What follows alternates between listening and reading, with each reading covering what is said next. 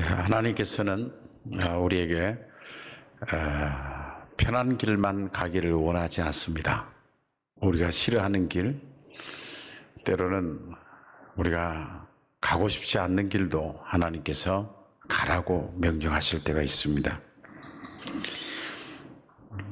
하나님은 하나님의 자녀들이 고난을 피해서 살아가기를 원하지만 때로는 하나님께서 고난의 속으로 하나님이 들이실 때가 있습니다.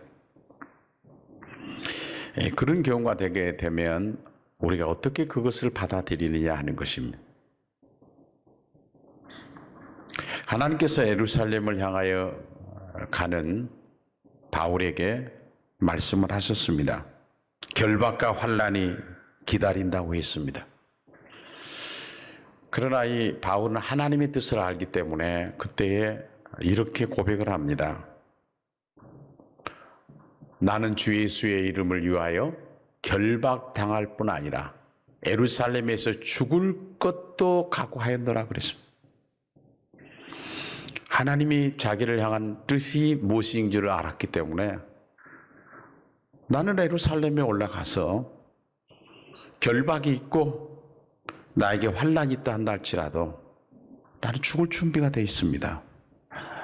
실제로 예루살렘에 올라가서 체포가 됩니다. 그리고 유대인들이 바울을 잡아서 사람들을 충동시켜가지고 바울을 죽이려고 했습니다. 오늘 말씀에 보면 아시아로부터 온 유대인들이 성전에서 바울을 보고 모두 무리를 충동하여 그를 붙들고, 오늘 여기 충동이라는 단어는 선동했다는 것입니다. 자신의 뜻을 이루기 위해서 사람들을 선동시키는 이 유대인들의 모습이 여기에 나옵니다. 이것은 하나님의 말씀을 전하려고 하는 이 바울이 앞으로 어떻게 하려고 하는 것까지 사단은 알고 있었기 때문에 이것을 방해하고 있었습니다. 그리고 그들이 바울을 향하여서 말했던 죄는 뭔가, 바울이 잘못한 죄에 대해서 이야기를 이렇게 하고 있습니다. 이 사람은 각처에서 우리 백성과 율법과 이곳을 비방하여 모든 사람을 가르치는 그자인데 또 헬라인을 데리고 성전에 들어가서 이 거룩한 곳을 더럽혔다 그랬습니다. 바울은 더럽힌 적이 없습니다. 오히려 율법을 더 많이 지키고 성전을 사랑했던 사람이 사도 바울이었습니다. 그리고 또 이렇게 말합니다. 이는 그들이 전에 에베소 사람 드로비모가 바울과 함께 시내에 있음을 보고 바울이 그를 성전에 데리고 들어간 줄로 생각함이로라. 이건 얼마나 위험한 생각입니까? 지금 바울을 죽이려고 생각을 했어요.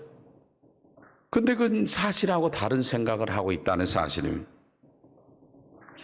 그런데 이렇게 바울을 아닌 것을 붙여가지고 바울을 죽이려고 했던 사람들이 누구였냐면 유대인들이었습니다. 이방인이 아니었습니다. 가장 가까운 동족이었습니다. 이것은 우리에게 무엇을 말해주고 있는가? 사탄은 우리가 가까운 사람을 통해서 역사하고 있다는 것을 보여주고 있습니다. 그리고 난 다음에 바울을 죽이려고 성전 밖으로 끌고 나갑니다. 말씀을 보면 온 성이 소동하여 백성이 달려와 모여 바울을 잡아 성전 밖으로 끌고 나갔다. 이제 바울은 억울한 죽음 앞에 서 있습니다. 최소한의 재판 과정을 겪지도 않고 바울을 죽이려고 했습니다. 그런데 누구 하나 이럴 때 도와준 사람이 한 사람도 없었습니다. 오직 바울 혼자 남았습니다. 바울 혼자 죽음 앞에 서 있습니다. 그러나 하나님께서는 침묵한 것이 아니라 사도 바울을, 그 상황을 보고 있었습니다. 그 말씀이 31절에 이렇게 나옵니다. 그들이 그를 죽이려 할 때에 온 예루살렘이 요란하다는 소문이 군대의 천부장에게 들리며 그랬습니다. 여기 나오는 천부장이라고 하는 사람은 그때 당시에 예루살렘의 치안을 맡고 있는 사람인데 1000명의 군사들을 이끌고 있는 천부장이었습니다. 이 천부장이 하나님께서 그를 통해서 바울을 구출하게 됩니다. 그래서 급히 구인들을 데리고 그곳에 갔습니다. 그때 천부장이 이렇게 명령을 합니다. 천부장이 가까이 가서 바울을 잡아 두 쇠사슬로 결박하라 말했습니다. 가만히 두면은 이 사도 바울이 맞아 죽을 것 같거든요. 그러니까 결박을 시킵니다. 하나님은 천부장을 통해서 바울의 목숨을 건졌던 겁니다. 아직도 바울이 할 일이 있기 때문에 하나님은 죽도록 내버려 두지 않았습니다. 이런 과정을 통해서 바울은 로마로 가게 됩니다. 사도행전 19장에서 바울은 하나님 앞에 기도하면서 로마에 가서 모든 길은 로마로 통한다고 하는 그 시대에 로마로 가서 하나님의 복음을 전하여야 됐다고 하나님 앞에 기도하고 왔습니다. 근데 바울은 이런 어려움을 통해서 구인들이 지켜준 가운데 호송을 해서 로마로 당당하게 들어갑니다.